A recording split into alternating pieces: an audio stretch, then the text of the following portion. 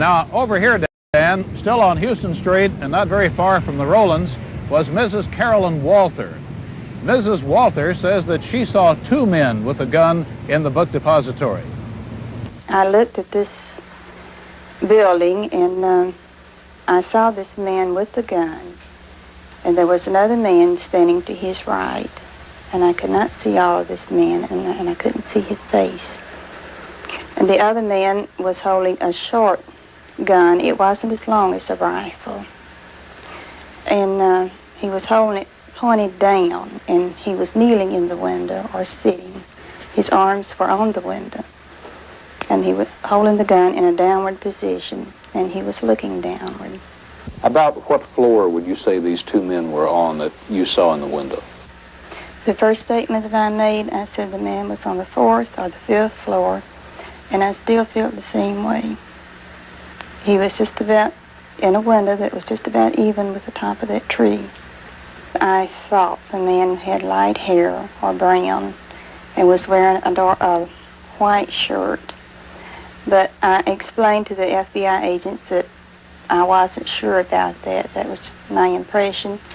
I'm thinking about it later, that I thought that was the way the man was dressed.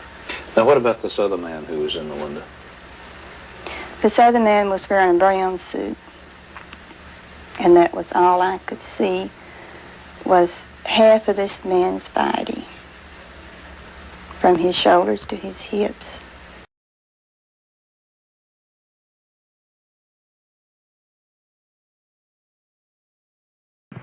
Mrs. Carolyn Walther had an unobstructed view of the Texas School Book Depository from 1 block away. She has never told her story to anyone but the FBI. Well, I saw this man in the window, and he had a gun in his hands pointed downward. The man evidently was in a kneeling position because his forearms were resting on the window sill.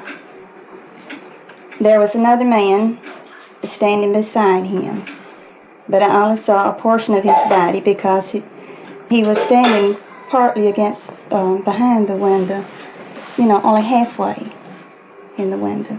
And the window was dirty and I couldn't see his face up above, where the window was pushed up.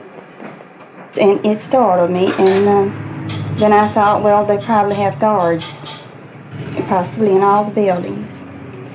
So I didn't say anything.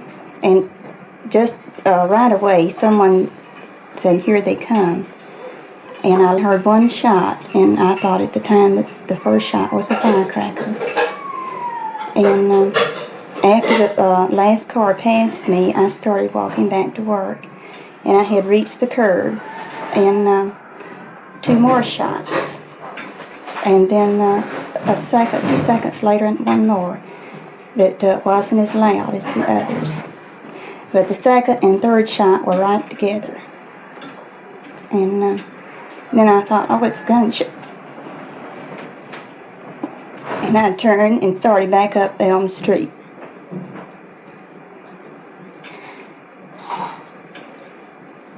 And a woman looked at me and pointed at this building. And she said, "He is in that building."